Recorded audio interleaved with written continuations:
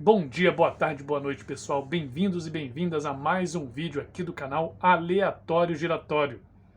Quem vai melhor no Enem? O candidato ou o chat GPT? É sobre isso que vamos falar hoje, porque o jornal Folha de São Paulo fez essa comparação. E eu pretendo trazer as informações aqui da reportagem e dar a minha opinião de professor que está no chão de escola, na sala de aula, no dia a dia. Beleza? Mas antes, curta o vídeo, se inscreva aqui no canal para que a gente possa se consolidar e continuar falando de literatura, falando de educação, falando de arte. Beleza? Agora vamos lá. O texto da Folha de São Paulo, que eu vou deixar o link aqui na descrição, ele começa assim, aspas, para o primeiro parágrafo dessa reportagem. Se fosse um aluno, o chat GPT teria uma pontuação média de 612,3 pontos nas provas objetivas do Enem. Ele se sairia melhor do que 98,9% dos estudantes em ciências humanas e do que 95,3% em linguagens e códigos. No geral, superaria 78,9% dos candidatos. E aí, impactado? Forte esse início desse texto, né? E o que você pensa a partir da leitura desse primeiro parágrafo? Eu deixo até nos comentários, mas eu já imagino mais ou menos por onde que foi o seu pensamento. Primeiro, nossa educação realmente é um desastre, está totalmente atrasada, defasada e os alunos não conseguem ter bons resultados no Enem. Ou, por outro lado, vocês podem estar pensando, nossa, realmente a tecnologia, a inteligência artificial vai nos superar, ela é incrível, maravilhosa. E o que eu venho propor para vocês agora é calma. Vamos olhar essa reportagem com mais cuidado, com mais detalhes, para que a gente possa entender melhor o que é isso. Bem, o primeiro parágrafo é impactante? Sim, é impactante. Por quê? Para ganhar o leitor. Você faz um primeiro parágrafo impactante para tentar que quem está lendo continue lendo o texto para saber o porquê daquilo, mais detalhes daquilo, né? Mas vamos olhar com cuidado, vamos olhar com calma.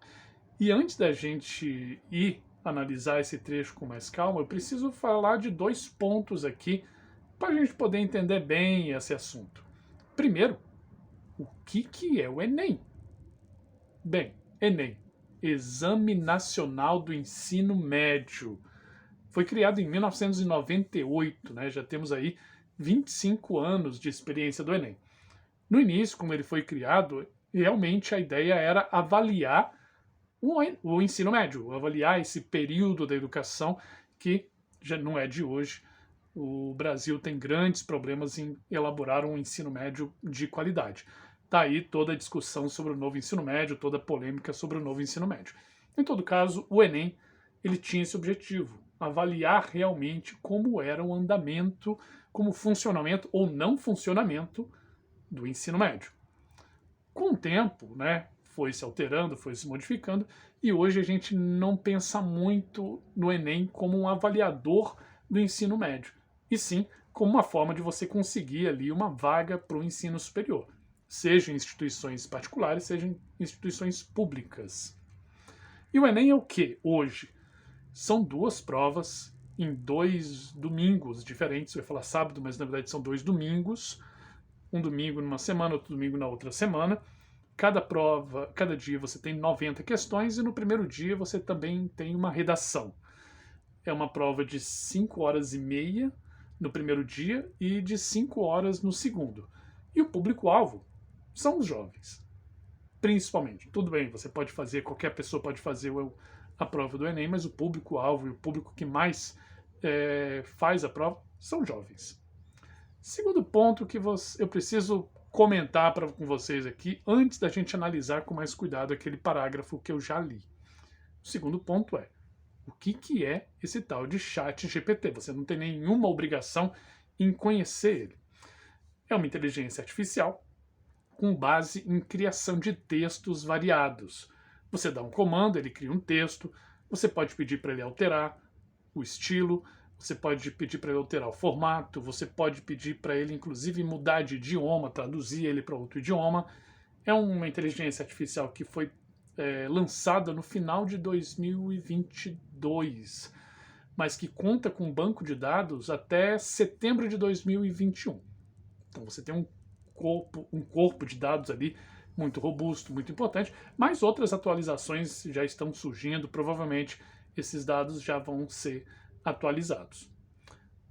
Feitas as devidas apresentações, é importante dizer que esse teste feito pelo jornal é interessante. Ele gera debate, ele gera discussão, ele gera conhecimento, mas ele não trata da realidade, né? Ele não reflete a realidade.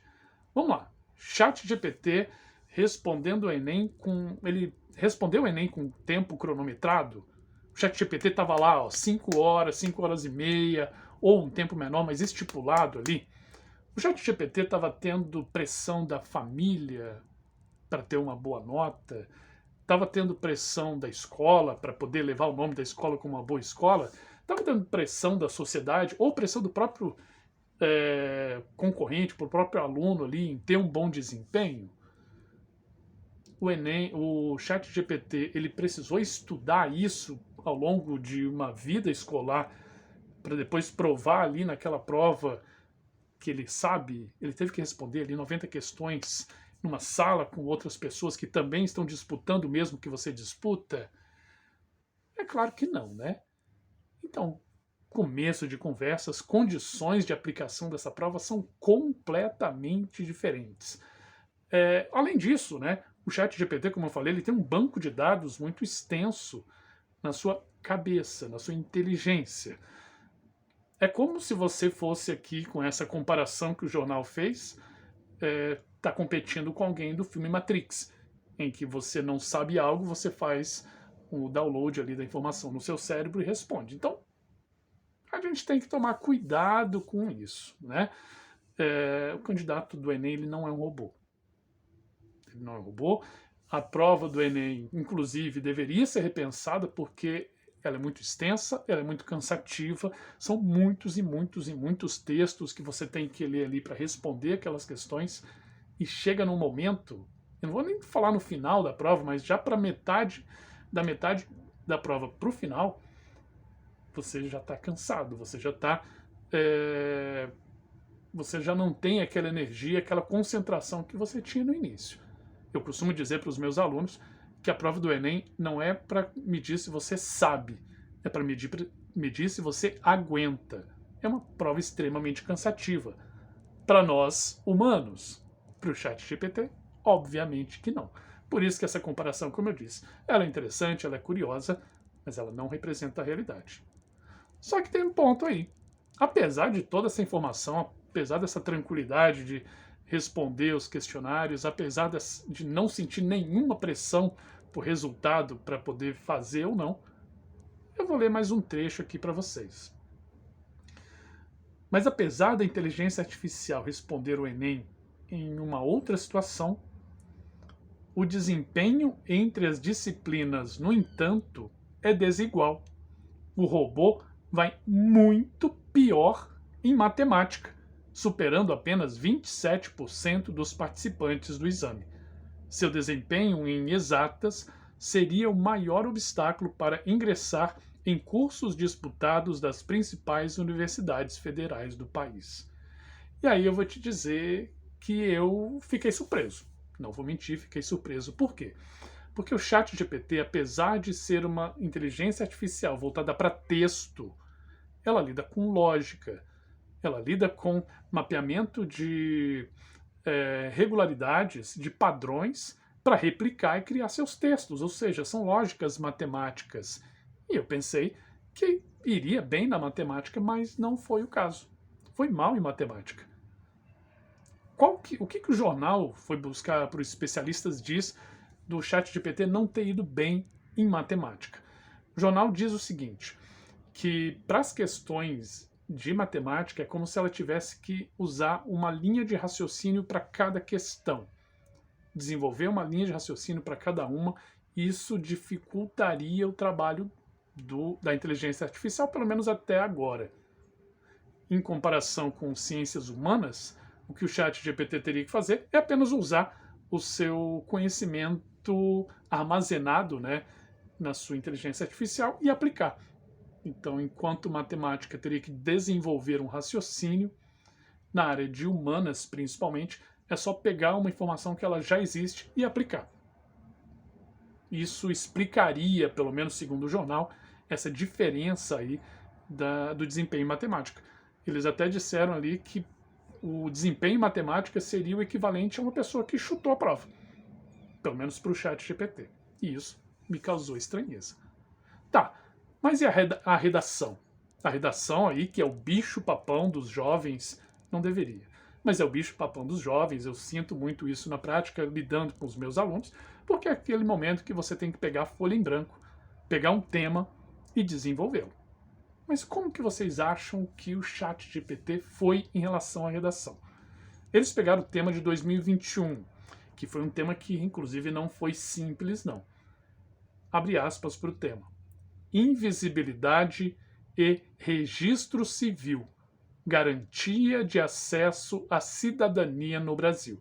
Então, essa questão de documentação e cidadania no Brasil, essa relação que pegou muitos alunos ali de surpresa.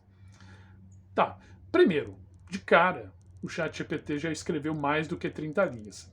30 linhas, a gente sabe que 30 linhas é o máximo na prova do Enem, o que já comprometeria o desenvolvimento do texto.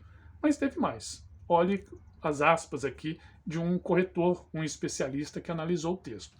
Ele disse o seguinte: segundo Adriano Chan, que deu à redação do ChatGPT nota 760, o texto foi coeso, mas deixou a desejar nos demais itens.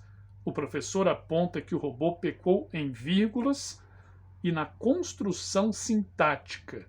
Mostrou pouco repertório sociocultural, falhou em argumentar com dados concretos e em propor uma intervenção para resolver o problema.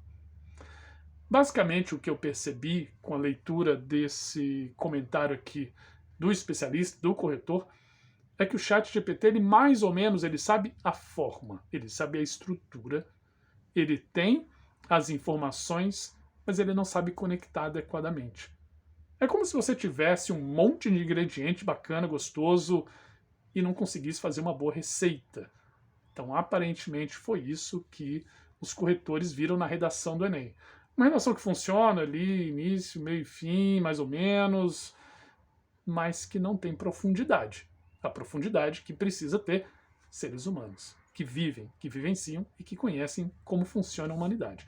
Embora 760 pontos, sabendo que o máximo são 1000 pontos, eu inclusive achei bastante. Na reportagem tem uma outra avaliadora que dá uma nota menor, por conta dessa pouca profundidade do ChatGPT em fazer a redação do Enem.